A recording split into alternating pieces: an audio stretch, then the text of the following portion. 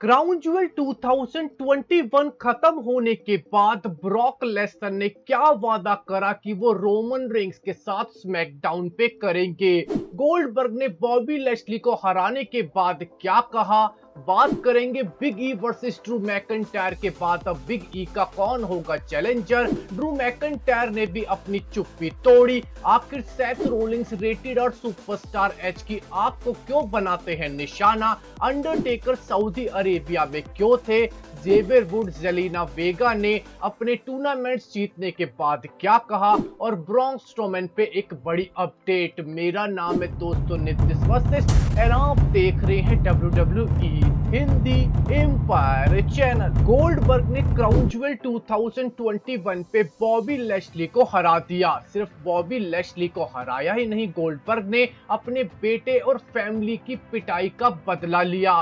Goldberg ने Bobby Lashley को हराने के बाद WWE डिजिटल यानी कि बैक स्टेज एक इंटरव्यू दिया, जिसमें उन्होंने कहा कि बॉबी लेस्ली के खिलाफ ये मैच उनके लिए किसी भी चैंपियनशिप से ज्यादा था। अगर तुम किसी भी इंसान आदमी की फैमिली पे अटैक करोगे तो वो यही करेगा। गोल्डबर्ग ने कहा कि बॉबी लेस्ली को इससे भी ज्यादा उन्हें पीटना चाहिए था, पर बॉबी लेस्ली से उन्होंने अपना बदला ले लिया है। गोल्डबर्ग का कहना है कि बॉबी लेस्ली और उनका फ्यूड अब खत्म हो चुका। अब बॉबी लेस्ली के बाद गोल्डबर्ग किसी टाइटल के लिए आगे जाना चाहेंगे, पर उनकी फैमिली से कोई ना लड़े, ये मैसेज गोल्डबर्ग ने अपने इंटरव्यू में दे दिया। इसके बाद दोस्तों बात करते हैं big E versus Drew McIntyre के बारे में। बिग ई ने ड्रू मैकइंटायर को WWE चैंपियनशिप मैच में क्राउन ज्यूल 2021 पे हरा दिया। बिग ई ने भी अपना बैक स्टेज इंटरव्यू देते हुए कहा कि ड्रू मैकइंटायर को हराना,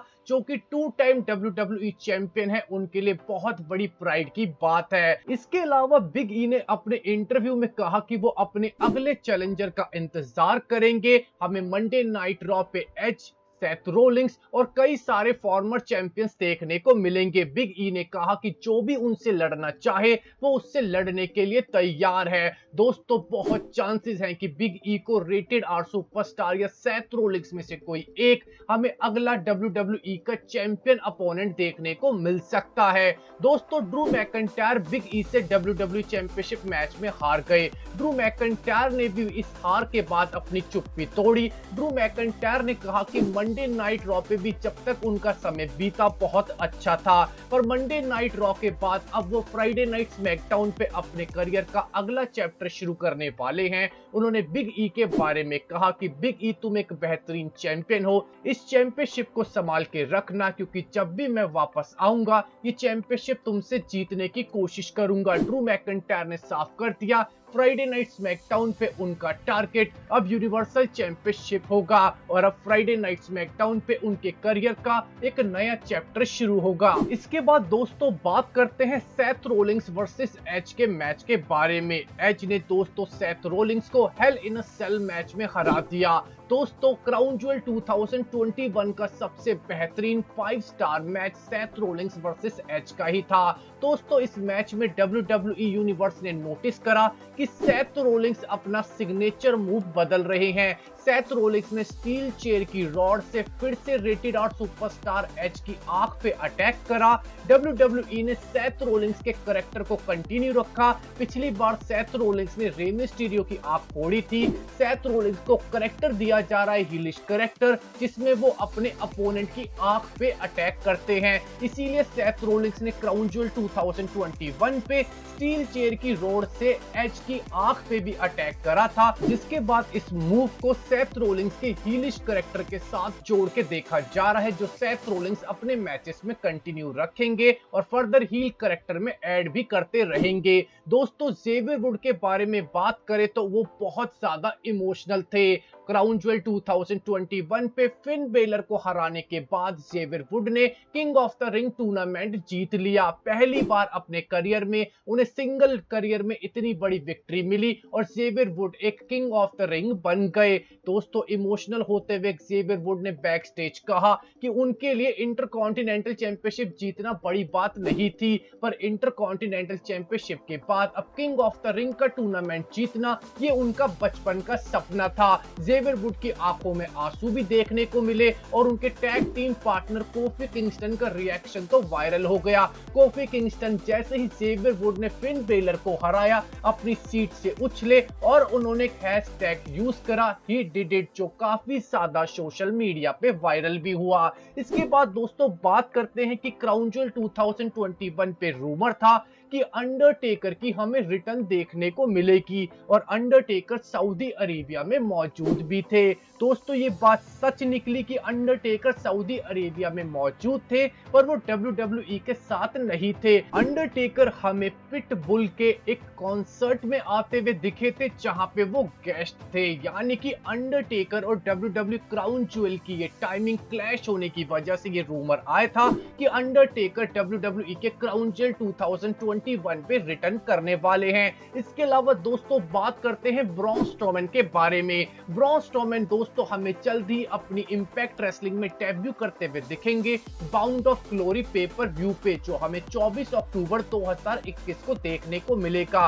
ब्रॉन स्ट्रोमैन ने दोस्तों कहा कि WWE ने सिर्फ उन्हें कॉर्पोरेट मॉन्स्टर बना के रख दिया था, इसीलिए WWE में उनका करियर खराब हो रहा था।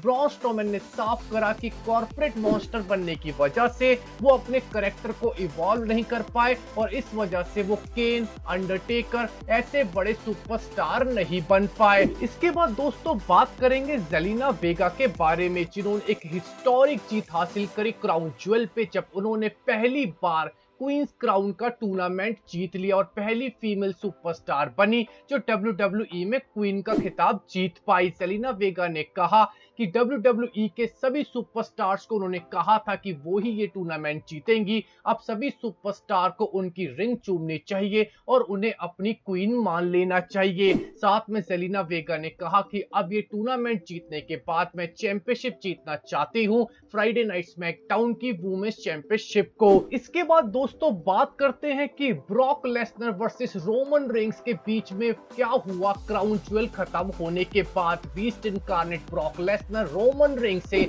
ऊसोस के अटैक के बाद और रोमन रेंस की यूनिवर्सल चैंपियनशिप को सर पे देके मारने के बाद उनसे मैच हार गए। पर बीस्ट इनकार्नेट ब्रॉक लेसनर बेहद गुस्सा थे रोमन रेंस से। WWE ने ऑफिशियली पोस्ट करा है कि ब्रॉक लेसनर जब सऊदी अरेबिया को छोड़ के जा रहे थे तो उन्होंने कहा कि मैं रोमन रेंस को सेंसलेस तरीके से फ्राइडे नाइट स्मैकडाउन पे बुरी तरीके से मारूंगा।